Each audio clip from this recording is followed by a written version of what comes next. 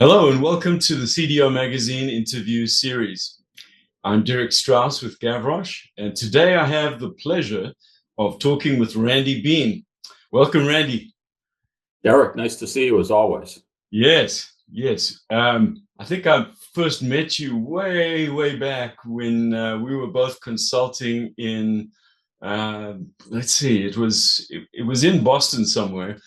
Anyway, yeah, our paths have crossed a couple of times, and uh, probably most of our viewers know your name or have heard you speak and have read your book even. So you probably don't need an awful lot of introduction. But let me just, for those who, for the minority that don't know Randy, let me just give you a little bit of background on him. He's been an advisor to Fortune 1000 organizations on data and AI leadership for about 3 decades. He's the founder. He's been a founder, a CEO, an author, a speaker, a senior advisor, an innovation fellow, and a board member. So Randy's covered a lot of roles in the past. He's also, when it comes to an author, he's written a book called Fail Fast and Learn Faster. So if you haven't picked that up, do. It's good stuff. And he's been involved as a contributor, a regular contributor in Forbes, in Harvard Business Review, in MIT Sloan Management Review, and he's been quoted on AI leadership in the Wall Street Journal, the New York Times, and The Economist in 2024. All right, Randy, with all of that as our intro, I just want to kick off this first segment of our interview by just asking you, about the CDO role and what piqued your interest and got you interested in this role and therefore led to your involvement over the years focusing on this. Absolutely, Derek. Thank you again for having me in CDO Magazine. Let me give you a little bit of my history. Now I have the benefit of having lived many lives, so I almost feel like I have a crystal ball, having been there and done that. But I literally I started in industry. I started with a major bank, a top 10 US bank, Bank of Boston, now part of Bank of America. And even though I'd studied the humanities and the liberal arts, when it was time to get a job, I was very practical. And they said, hey, there's this new whole emerging information technology area, and we'd like to train you to be a COBOL and assembler programmer.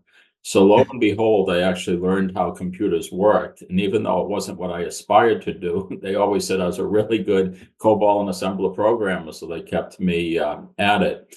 But in any event, I was much more interested, not so much in the code, but what you moved around, which was the data. And I remember at the time saying to some of the leadership of the organization, I said, what do you do with all this data that you have on your customers, their products and services, their preferences, et cetera? And they said, oh, the regulators make us hold on to it for 7 years and then we can destroy it. And I was just like, oh my God, what a lost opportunity. So eventually I moved on to the business side of the organization in the strategic planning group. And that was all about using the data to decide what customers to pursue, what markets to enter, et cetera. So it was really data-driven decision making. And after doing that for a number of years, there was this fledgling new area called database marketing. These days it would be known as CRM.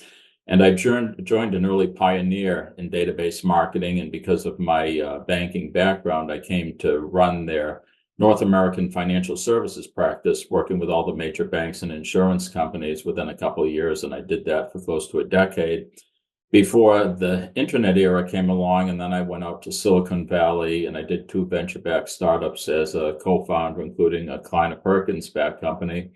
And in 2001, when all of that came crumbling down, I had to think about what I wanted to do next. And that's when I launched my company, New Vantage Partners.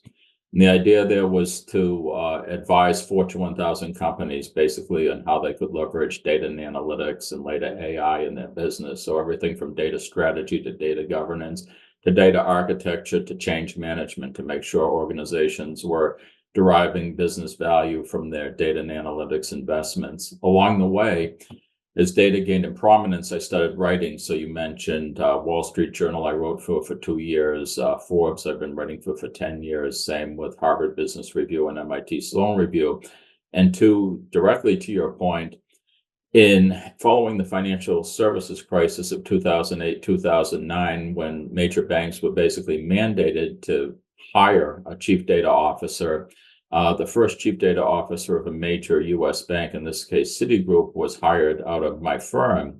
So from that point forward, major Fortune 1000 companies would come to me, come to my firm and say, can you counsel us on how this CDO role should be established? And we provided interim CDOs for a number of Fortune 1000 companies.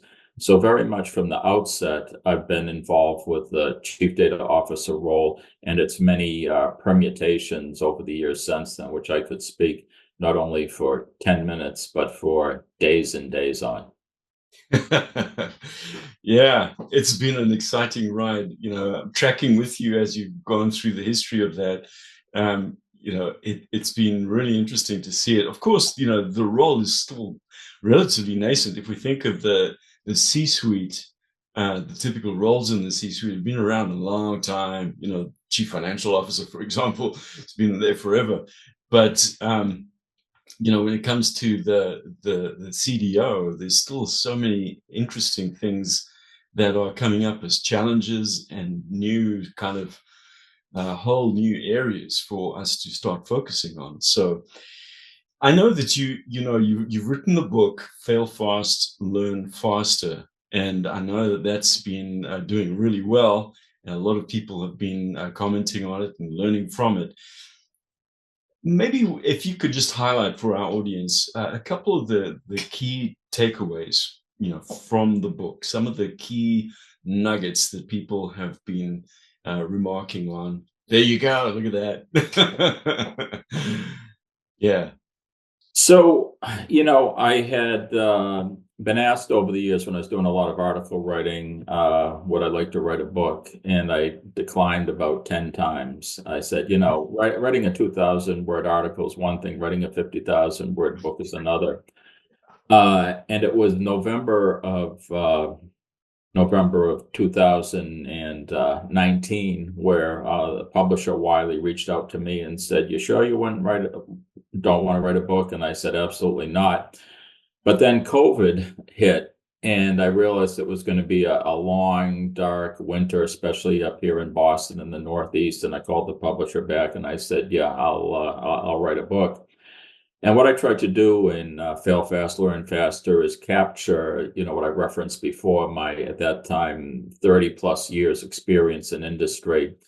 And so there's few key takeaways from the book. And so it really talks about the evolution of how organizations use data, the evolution of the chief data officer role, and into the arrival of artificial intelligence. And so the key takeaways from my perspective are, one, the need for experimentation, and that's where you get the title from, Fail Fast, Learn Faster.